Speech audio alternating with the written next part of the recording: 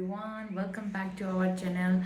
Mayam akhoi se ngasi sigi room je check out tawraga atopa room ama muk check in tawdoine adudi mayam su leptana akhoi gi vlog se bu yengbiyo akhoi su mathangi room do muk check in tawrakanda mayam da su charke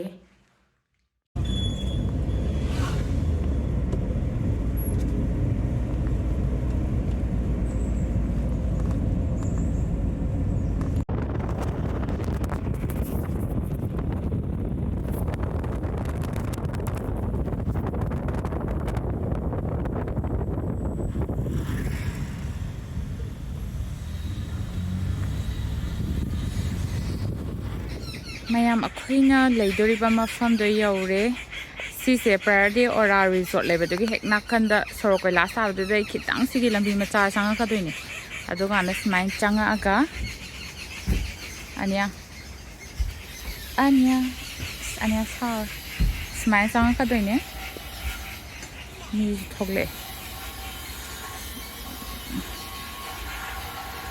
mai chang phanga se yam nan bane makhada river ama chilira beauty laitre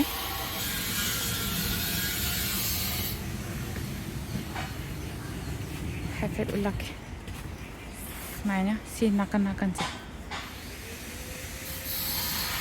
adoga sidagi changde ne maina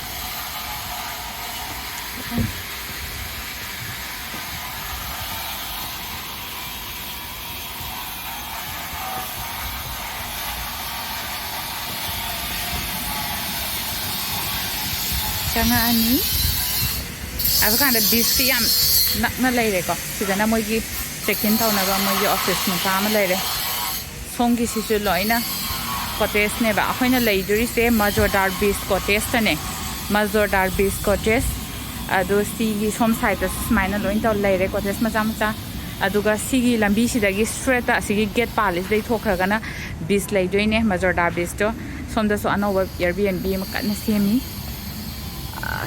beauty laitre coconut tree myam su laire sida koi phaise thangsi langba patha ba gisu nungai re beach te kakla ga beauty laitre fasare duga khoi gi se semai jang ka doini ko from the side of the lady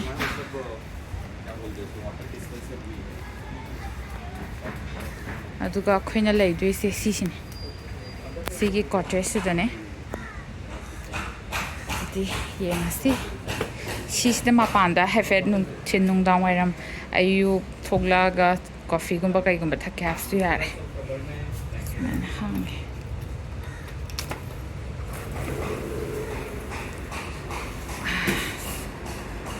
tum yare phabang si de my side lamp ka jule godre sama pi de TV user AC out the hingam pote ko bisman agte she's a free sama dum yare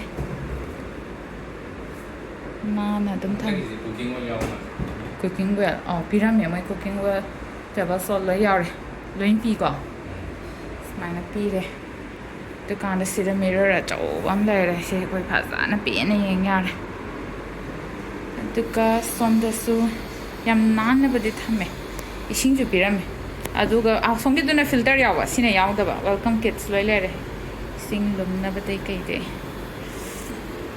the bathroom se have it in hande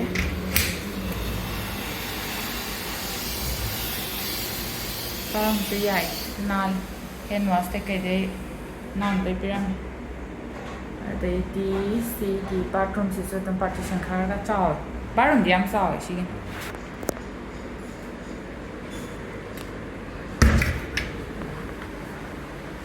kitchen di ko dum pitak na aham bagi duna room yam sawe ba aduga sina khadi loi punchala kam da kitang di pi adu amaduna di yam hele kitchen gi item kai kai biram ba se moi cooker pressure cooker biram dre ba sida chalon na be sing lon na lai re de di sida partha gum ba kai gum ba hora se ma cha be sida na biram yam no ai se gas biram ba adai ma gi basic koi da ka we ba cuplet de di kai no kai kai spoon knife kai kai de loi pi biram me do si mathak su samang gi serve ꯄꯣꯠ ꯆꯩ ꯊꯝꯅꯕꯒꯤ ꯑꯗꯨꯝ ꯂꯩꯔꯝꯃꯦ ꯃꯈꯥꯗꯗꯤ ꯀꯩꯝ ꯌꯥꯎꯗ꯭ꯔꯕ ꯃꯥꯜꯂꯤꯀꯣ ꯌꯥꯎꯗ꯭ꯔꯦ ꯀꯤꯆꯟꯗꯤ ꯑꯃꯗꯨꯅ ꯌꯥꯝ ꯁꯥꯊꯤꯅ ꯍꯦꯜꯂꯦ ꯁꯤꯗꯩ ꯍꯥꯏꯔꯗꯤ ꯁꯤꯅ ꯑꯩꯈꯣꯏ ꯄꯨꯔꯛꯄ ꯄꯣꯠ ꯆꯩ ꯍꯥꯎ ꯍꯜꯂꯣ ꯌꯥꯔꯦ ꯑꯗꯨꯏꯁꯨ ꯕꯤꯆ ꯍꯦꯛ ꯃꯄꯥꯟꯗ ꯂꯩꯕꯁꯦ ꯁꯤꯁꯤꯒꯤ ꯌꯥꯝꯅ ꯀꯟꯚꯤꯅꯤꯌꯦꯟ ꯑꯣꯏꯕ ꯍꯥꯏꯇꯥꯔꯦ ꯏꯪꯉꯦ ꯍꯥꯟꯅꯩꯗꯨꯅ ꯌꯥꯝ ꯕꯪ ꯁꯥꯏꯌꯦ ꯁꯤꯁꯤꯅ ꯏꯪꯉꯦ ꯃꯄꯥꯟꯗ ꯂꯩꯕꯗꯁꯨ ꯑꯗꯣ ꯑꯩ ꯃꯌꯥꯝ ꯑꯩꯈꯣꯏꯒꯤ ꯔꯨꯝꯗꯨꯗꯒꯤ ꯂꯨꯛꯁꯦ ꯁꯨꯃꯥꯏꯅ ꯑꯣꯏꯗꯣꯏꯅꯤꯀꯣ ꯑꯗꯨꯒ ꯍꯦꯛ ꯁꯤ ꯑꯉꯧꯕ ꯀꯩꯅꯣ ꯄꯣꯠ ꯑꯆꯧꯕ ꯑꯃ ꯂꯩꯕꯁꯦ ꯁꯤꯗꯩ ꯕꯤꯆ ꯑꯗꯨꯝ ꯂꯩꯔꯦ ꯁꯤ ꯊꯣꯛꯑꯒ ꯍꯥꯏꯐꯦꯠ ꯌꯦꯡꯃꯤꯟꯅꯁꯤ ꯚ꯭ꯌꯨꯗꯤ ꯂꯩꯇ꯭ꯔꯦ ꯐꯖꯕꯗ ꯃꯌꯥꯝ ꯁꯤꯁꯦ ꯁꯥꯎꯠ ꯒꯋꯥꯒꯤ ꯃꯖꯣꯔꯗꯥ ꯕꯤꯆꯇꯣ ꯑꯗꯨꯒꯤ ꯄ꯭ꯔꯥꯏꯚꯦꯠ ꯄ꯭ꯔꯣꯄꯔꯇꯤ ꯑꯣꯏꯅ ꯂꯩꯕ ꯃꯖꯣꯔꯗꯥ ꯕꯤꯆ ꯀꯣꯇꯦꯖꯇꯨꯅꯦ ꯑꯩ ꯍꯥꯏꯐꯦꯠ ꯚ꯭ꯌꯨꯗꯣ ꯌꯦꯡꯍꯟꯒꯦ ꯁꯣꯝꯒꯤꯁꯨ ꯁꯨꯃꯥꯏꯅ ꯂꯩꯌꯦꯕ ꯀꯣꯇꯦꯖ ꯁꯣꯝ ꯅꯥꯀꯟꯒꯤꯁꯨꯀꯣ ꯐꯨꯜ ꯂꯣꯏ ꯑꯣꯏꯗ ꯍꯥꯏꯗꯤ ꯁꯤꯗ ꯕꯤꯖꯤꯅꯦꯁ ꯇꯧꯕꯁꯦ ꯊꯤꯅ ꯄ꯭ꯔꯣꯐꯤꯇꯦꯕꯜ ꯑꯣꯏꯅꯤ ꯑꯗꯨꯝ ꯁꯤꯖꯟꯒ ꯑꯝꯇ ꯂꯩꯇ꯭ꯔꯦ ꯁꯤ ꯍꯣꯏ ꯁꯤꯖꯟ ꯈꯔ ꯀꯩꯅꯣ ꯇꯧꯕ ꯃꯄꯥꯟꯗꯕꯨꯗꯤ ꯈꯤꯇꯪ ꯂꯠꯂꯝꯒꯗ꯭ꯔꯥ ꯑꯗꯨ ꯑꯣꯏꯔꯁꯨ ꯕꯤꯖꯤꯅꯦꯁꯀꯤ ꯑꯣꯏꯅꯗꯤ ꯌꯥꯝꯅ ꯀꯩꯅꯣ ꯑꯣꯏ ꯍꯥꯏꯇꯥꯔꯦ ꯁꯤꯒꯤ ꯀꯩꯅꯣꯁꯦ ꯒꯦꯠꯁꯦ ꯁꯤꯗꯩ ꯊꯣꯛꯑꯒ ꯕꯤꯆꯁꯦ ꯎꯔꯦꯕ ꯁꯤꯗꯅ ꯑꯩꯈꯣꯏ ꯉꯥꯏꯍꯥꯛ ꯍꯦꯡ ꯑꯥꯎꯠ ꯇꯧꯒꯦ ꯍꯥꯏꯕ ꯈꯣꯠꯄ ꯂꯣꯏ ꯌꯥꯔꯦ ꯕꯤꯆ ꯌꯦꯡꯅ ꯄꯣꯠ ꯆꯩ ꯀꯩꯅꯣꯝ ꯆꯥꯒꯦ ꯊꯛꯀꯦ ꯍꯥꯏꯕ ꯂꯣꯏ ꯌꯥꯔꯦ ꯁꯤ ꯃꯣꯏꯒꯤ ꯄꯨꯔꯥ ꯁꯣꯝ ꯁꯥꯏꯗꯇꯁꯨ ꯂꯩꯔꯦ ꯑꯗꯨꯒ ꯁꯤꯗꯒꯤ ꯆꯠꯇꯣꯏꯅꯦ ꯁꯤ ꯒꯦꯠ ꯃꯆꯥ ꯑꯃ ꯄꯥꯜꯂꯤꯁꯦ ꯀꯟꯚꯤꯅꯤꯌꯦꯟ ꯑꯣꯏꯕꯗꯣ ꯍꯥꯏꯗꯤ ꯕꯤꯆ ꯃꯄꯥꯟꯗ ꯀꯩꯅꯣꯝ ꯆꯣꯠꯂꯨꯔ ꯈꯣꯠꯂꯨꯔꯀꯥꯟꯗ ꯂꯝ ꯈꯔ ꯂꯥꯞꯅ ꯂꯩꯔꯗꯤ ꯅꯨꯡꯉꯥꯏꯇꯦꯗꯅ ꯏꯁꯤꯡ ꯀꯩꯀꯩ ꯆꯣꯠꯁꯟꯕ ꯑꯃꯨꯛ ꯗ꯭ꯔꯦꯁ ꯅꯨꯡꯗꯣ ꯁꯤꯗꯅ 50-60 ꯔꯛꯏ ꯑꯩꯈꯣꯏꯒꯤ ꯀꯟꯚꯤꯅꯤꯌꯦꯟꯒꯤ ꯃꯇꯨꯡ ꯏꯟꯅ ꯊꯣꯛꯀꯦ ꯍꯥꯏꯕ ꯑꯗꯨꯝ ꯍꯟꯖꯤꯟ ꯍꯟꯖꯤꯟ ꯌꯥꯔꯦ ꯑꯌꯨꯛ ꯅꯨꯡꯊꯤꯜ ꯅꯨꯡꯗꯥꯡ ꯂꯣꯏꯅ ꯑꯦꯟꯖꯣꯏ ꯇꯧ ꯌꯥꯔꯦ ꯑꯗꯨꯗ ꯁꯤꯗꯅ ꯁꯦꯡ ꯃꯌꯥꯝ ꯂꯩꯔꯦ ꯑꯣꯏꯌꯦ ꯁꯤ ꯂꯩꯉꯣꯏꯁꯦ ꯉꯧꯔꯣꯛꯁꯨ ꯉꯧꯋꯦ ꯉꯧꯗ꯭ꯔꯥ ꯉꯧꯔꯣꯛ ꯉꯧꯔꯒ ꯌꯥꯝ ꯁ꯭ꯃꯨꯠ ꯑꯣꯏ ꯑꯁꯤ ꯁꯦꯡ ꯃꯌꯥꯝ ꯂꯩꯔꯦ ꯁꯤꯗꯒꯤ ꯄꯣꯠ ꯆꯩ ꯑꯣꯔꯗꯔ ꯇꯧꯒꯦꯔꯥ ꯆꯥꯒꯦꯕ ꯈꯣꯠꯀꯦꯕ ꯂꯣꯏ ꯌꯥꯔꯦ ꯑꯩꯈꯣꯏꯅ ꯉꯔꯥꯡ ꯀꯂꯪꯒꯨꯠ ꯕꯤꯆ ꯆꯠꯄꯗꯣ ꯑꯗꯨꯒꯗꯤ ꯃꯥꯟꯗꯤꯌꯦ ꯑꯗꯨꯅ ꯂꯩꯉꯣꯏꯗꯣ ꯈꯖꯧ ꯈꯖꯧ ꯂꯥꯎ ꯔꯐ ꯑꯣꯏꯕꯗꯣ ꯑꯗꯩꯗꯤ ꯁꯤꯁꯤꯅꯀꯣ ꯃꯌꯥꯝ ꯅꯣꯔꯠ ꯒꯋꯥꯔꯣꯝꯗꯅ ꯌꯥꯝꯅ ꯃꯤꯁꯦ ꯆꯤꯜꯂꯒ ꯌꯥꯝꯅ ꯀ꯭ꯔꯥꯎꯗꯦड ꯑꯣꯏꯕꯗꯣ ꯁꯤꯗꯅ ꯑꯗꯨ ꯑꯣꯏꯗꯦꯕ ꯁꯤꯗꯅ ꯌꯥꯝ ꯄꯤꯁꯐꯨꯜ ꯑꯣꯏꯕ ꯍꯥꯏꯇꯥꯔꯦ ꯑꯦꯟꯖꯣꯏ ꯇꯧꯕꯗꯤ ꯁꯤꯒꯨꯝꯕꯅ ꯅꯨꯡꯉꯥꯏꯗꯅ ꯃꯤ ꯌꯥꯝ ꯀ꯭ꯔꯥꯎꯗꯦड ꯑꯣꯏꯕꯗꯨꯁꯨ ꯑꯩꯈꯣꯏ ꯅꯨꯡꯉꯥꯏꯐꯝ ꯈꯪꯕ ꯅꯠꯇꯦꯕ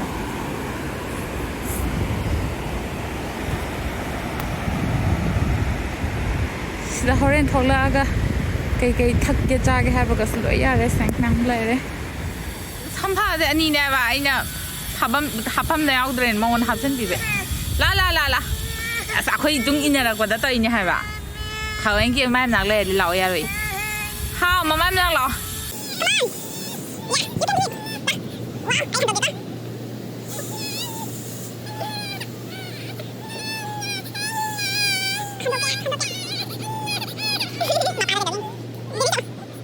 ꯀꯩꯗꯧꯕ ꯅꯪ ꯁꯃꯨꯗ꯭ꯔ ꯌꯦꯡꯅꯤꯡꯗ꯭ꯔꯣ ꯑꯗ ꯁꯃꯨꯗ꯭ꯔ ꯂꯩꯁꯦ ꯀꯩ ꯐꯥꯎꯒꯦ ꯃꯤ ꯑꯉꯥꯡ ꯃꯆꯥ ꯅꯉꯣꯟꯗ ꯍꯦꯟꯅ ꯄꯤꯛꯄ ꯃꯆꯥ ꯂꯥꯛꯑꯦ ꯑꯗꯨ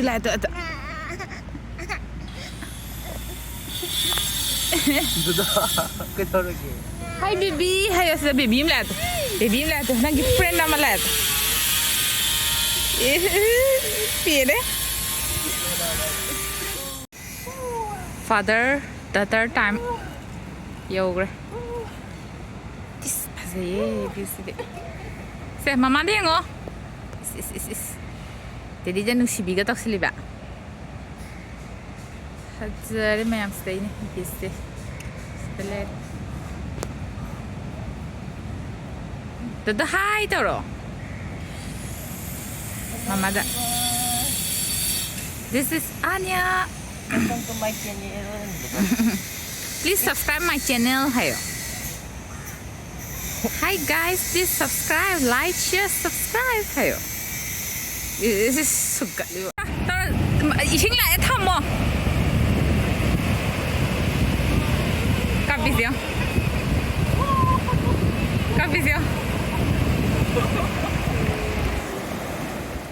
Hi ma'am. Hay solo senta.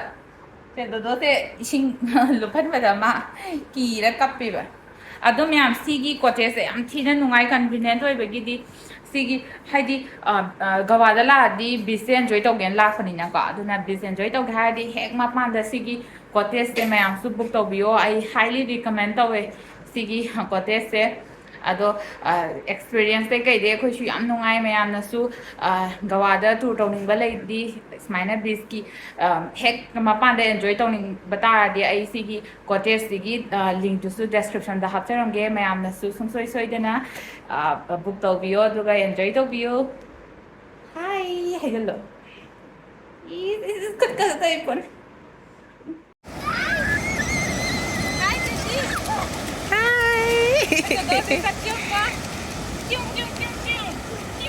Sunset की व्यू से भी फजर है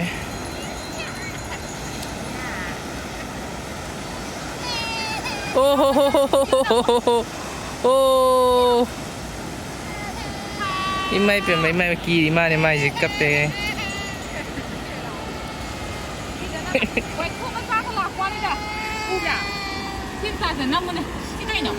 माने भाई कुम साने Yeah. Yeah, starfish already. Huh? Starfish. Starfish. Say, this is starfish. Namo namo do do nam sal. Dodo. We are coming this vacation for you. Chanabi ki vacation la aga Chanabi ising theng ba ki sunset ki view si fajare. Maya sigi ka inthara abnya ne. Ndarang gi mi am thongnar ko haure.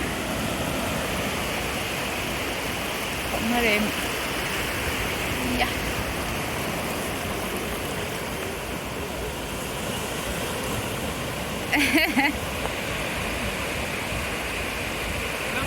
Dame.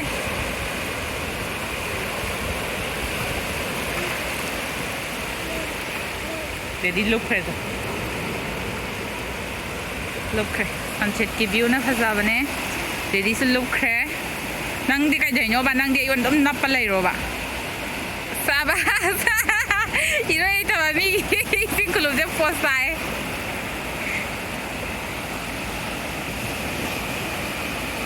wow wow web se ado si the starfish ready nga ma kan dang ga kan no to yam pha zai yim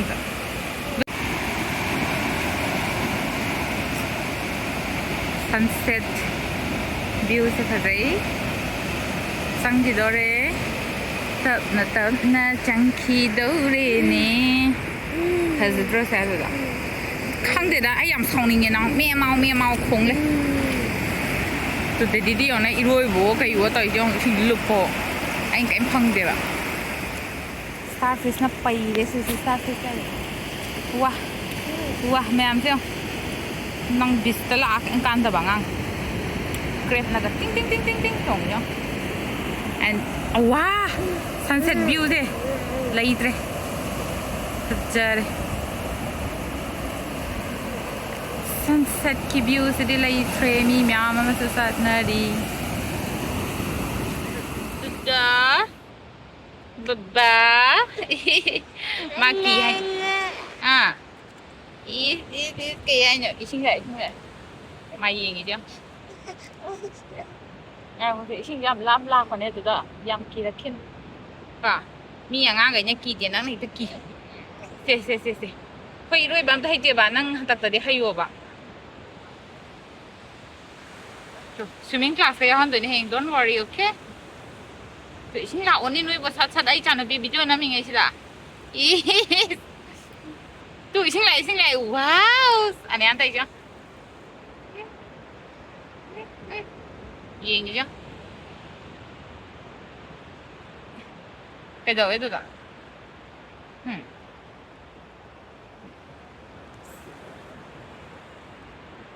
yang kisah kan apa hangga tuh nanti nak kong daga hangga starfish ka paisa lah katanya hadi ngama sama hangga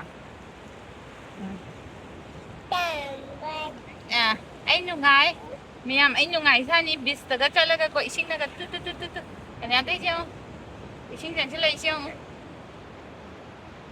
Ma'am, so enjoy to pala. Oh, crepe macam-macam kasi. Ma'am, sa lisyung ano yan. Nasa. Nole. Easy.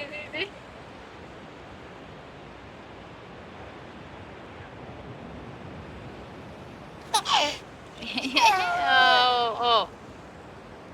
I love Goa ค่ะแบบมี dress กับแบบเซ็ตแล้วตัวสิก็ถอยๆอันห้าคุยตัวนะกี่ชิงเหล่าละสิวิดีโอแล้วเนี่ยถอยๆวิดีโอแล้วเนี่ยมาม่าก็เดี๋ยวดูพี่ชอบฟิลล์ไหมอย่างนี้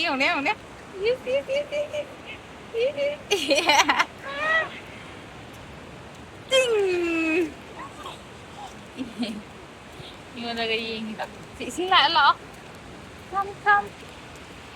Come towards me. Didi काय चक्र उधर बा छिंगले मापा ना आले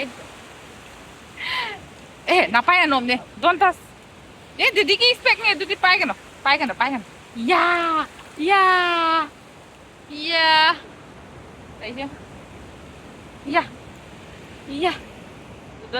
너 이신가 같으니 감지라 감할래 cái đầu giờ này sana don't scare it see this is so smooth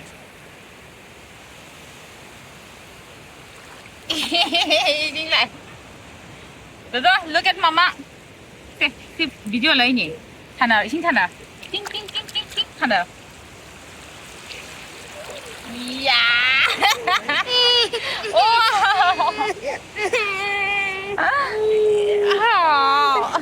em kỳ đây loกันเลยมาป้าเลยป้าrồi bây giờ nuôiเลยดิไม่สาถึงใจจะใกล้เนาะตัวปีก็จะมองทับเสร็จแล้วไม่สเปกก็จะทับเสร็จแล้วมาต่อมาใส่จะใกล้เนาะไอ้บุญอะไรเนาะใจสิบุญด้วยมั้งกี่ไปนู่นแข่งก็รวยเลยดิไม่ใช่จ้ะไอ้เสร็จแล้วไปลิซิ่งบางอ่ะ2-5 ปีจะน่ะทุกตัวนี่ก็สิกี่ก็เทสอ่ะสิบิสิบุญenjoy ตัวเงี้ยนะแต่ทุกคนน้อยใหญ่เงินแต่อันตับพังกันเลยแบบ띵. 너도 그냥 값싸니 아니? 아, 시행 봐. 아이, 사세. 이 귀도한 판이야, 너들. Sunset view na kapiba ba ne? May sinanungay ba ne? Cha na pinya marong magkap ba ne? Sa sao ko lau ko mya. Yam pi ngai da koi ba se ko nung ri ngwa. Ni mau. Yang wai. Koi do koi ki bidre hoje. Mi nga sai kapam ba do koi ji kapak tre.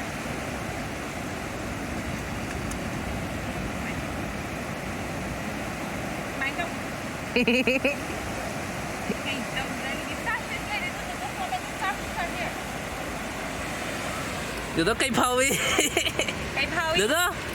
Dodo. How is your experience in beach? Dodo. What's your first experience? Kissing. Like building. Kissing. Singa yura. Singa le at ang nagalang below. Ako'y there.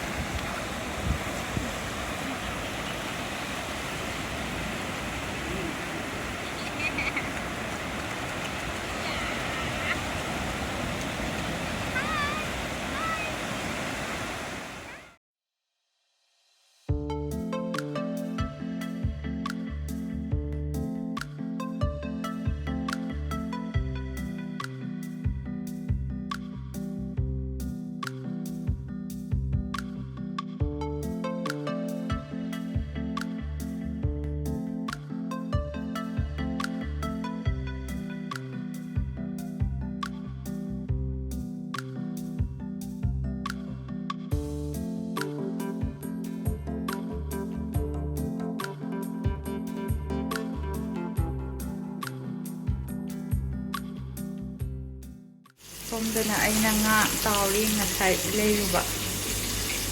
Diba tawba lo sila Sida na brown pero wali. Diba pala tawli.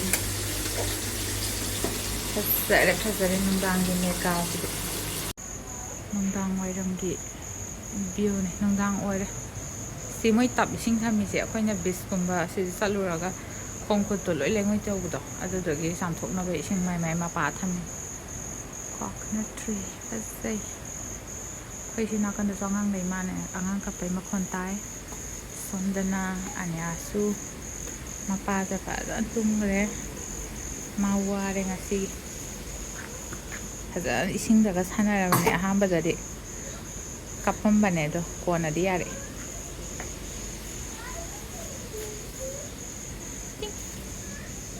ꯑꯁꯣꯝꯗꯁꯨ ꯑꯉꯥꯡ ꯑꯃ ꯀꯟꯅ family ꯀꯣꯏ ꯂꯥꯛꯄ ꯑꯣꯏꯔ ꯃꯥꯜꯂꯦ ꯂꯩꯔꯦ ꯁꯤꯅ ꯕ꯭ꯔꯥꯎꯟꯅꯦ ꯁꯤ ꯕ꯭ꯔꯥꯎꯟꯁꯦ ꯂꯨꯄꯥ 200ꯒꯤ ꯑꯣꯏꯔ ꯃꯥꯜꯂꯦ ꯑꯗꯨꯒ ꯁꯤꯗ ꯃꯦꯀ꯭ꯔꯦꯜꯁꯤꯁꯨ 9ꯃꯨꯛ ꯇꯧꯔꯛꯑꯦ ꯁꯤ ꯂꯨꯄꯥ 100ꯒꯤ ꯀꯤꯡ ꯐꯤꯁꯇꯨꯅꯤ ꯉꯁꯥꯏ ꯑꯩꯅ ꯎꯠꯄꯗꯣ ꯑꯗꯨꯗꯤ 300 ꯃꯌꯥꯝ ꯉꯁꯤꯒꯤ ꯗꯤꯅꯔꯁꯤꯗꯤ ꯕꯔꯥ ꯈꯅꯥꯅꯤ ꯆꯥꯛꯁꯨ ꯌꯥꯎꯗ꯭ꯔꯦ ꯉꯁꯥꯏ ꯕ꯭ꯔꯥꯎꯟꯅꯦ ꯑꯗꯩ ꯀꯤꯡ ꯐꯤꯁꯅꯦ ꯑꯗꯩꯗꯤ ꯀꯩꯕ ꯁꯤꯁꯦ ꯃꯦꯀ꯭ꯔꯦꯜꯁꯤꯒ ꯆꯥꯔꯅꯤ ꯑꯗꯨꯒ ꯁꯤꯅ ꯃꯁꯔꯨꯝꯁꯦ ꯑꯩꯅ ꯅꯍꯥꯟ ꯂꯩꯁꯜꯂꯨꯕ ꯑꯗꯨꯗꯨꯒꯤ ꯁꯤꯗ ꯍꯌꯦꯡ ꯆꯠꯂꯗꯣꯏꯅꯤꯅ ꯍꯨꯟꯗꯣꯛꯑꯝꯕ ꯄꯥꯝꯃꯨꯔꯦꯅ ꯁꯤꯁꯦ ꯉꯧꯊꯣꯛꯑꯦ ꯐꯗꯤꯒꯣꯝ ꯃꯌꯥꯝꯁꯨ ꯂꯩꯔꯝꯃꯦ ꯑꯗꯨ ꯍꯥꯞꯆꯜꯂꯦ ꯁꯂꯥꯗꯁꯤꯒ ꯇꯧꯔꯒ ꯄꯦꯞꯁꯤꯒ ꯇꯧꯔ ꯆꯥꯔꯅꯤ ꯍꯥꯏꯗꯣ ꯅꯪꯗꯤ ꯗꯨꯗꯣꯒꯤꯔꯣ ꯗꯨꯗꯣꯒꯤꯗꯤ ꯃꯣꯔꯣꯛ ꯆꯤꯡ ꯆꯥ ꯄꯤꯖꯔꯅꯤ ꯑꯗꯨꯗꯤ ꯃꯌꯥꯝ ꯉꯁꯤꯒꯤ ꯗꯤꯅꯔꯁꯦ ꯁꯨꯃꯥꯏꯅ ꯂꯣꯏꯁꯤꯜꯂꯒꯦ ꯃꯌꯥꯝ ꯑꯩꯈꯣꯏ ꯅꯨꯡꯗꯥꯡꯒꯤ ꯚ꯭ꯌꯨꯁꯦ ꯌꯦꯡꯉꯒꯀꯣ ꯑꯩꯈꯣꯏꯒꯤ ꯁꯤꯗꯒꯤ ꯐꯖꯩꯌꯦꯕ ꯑꯗꯨꯝ ꯃꯤꯁꯦ ꯊꯣꯛꯅꯔꯛꯏ ꯑꯗꯣ ꯑꯩꯈꯣꯏꯁꯨ ꯍꯥꯏꯐꯦꯠ ꯍꯪꯆꯤꯠ ꯂꯥꯡꯕ ꯑꯣꯏꯅ ꯗꯤꯅꯔ ꯆꯥꯔ ꯃꯇꯨꯡꯗ ꯍꯩ ꯔꯥ ꯑꯗꯩꯗꯤ ꯁꯤ ꯀꯦꯛꯁꯦ ꯅꯍꯥꯟ ꯂꯩꯔꯛꯄꯅꯦ ꯆꯥꯊꯣꯛꯑꯒꯦ ꯑꯗꯩꯗꯤ ꯁꯥꯕꯅꯤꯅ ꯑꯥꯏꯁ ꯀ꯭ꯔꯤꯝꯁꯤꯁꯨ ꯆꯥꯊꯣꯛꯑꯒꯦ ꯇꯧꯕꯅꯤ ꯃꯌꯥꯝ ꯉꯁꯤꯒꯤꯗꯤ ꯕ꯭ꯂꯣꯛꯁꯦ ꯃꯇꯥꯡ ꯁ꯭ꯋꯥꯏꯗ ꯂꯣꯏꯁꯤꯟꯖꯔꯒꯦ ꯃꯊꯪꯒꯤ ꯕ꯭ꯂꯣꯛꯇ ꯑꯃꯨꯛ ꯊꯦꯡꯅꯔꯁꯤ ꯍꯥꯏꯖꯗꯣꯁꯦ ꯕꯥꯏ ꯕꯥꯏ ꯑꯝꯇ ꯇꯧꯊꯣꯛꯀꯁꯦ ꯕꯥꯏ ꯕꯥꯏ ꯑꯅꯤꯌꯥꯅ ꯕꯥꯏ ꯕꯥꯏ ꯇꯧꯔꯦ ꯃꯌꯥꯝ ꯅꯣꯛꯁꯜꯂꯣ ꯑꯝꯇ ꯏꯁ ꯏꯀꯥꯏꯕꯤ ꯇꯧꯁꯟꯈ꯭ꯔꯦ ꯕꯥꯏ ꯕꯥꯏ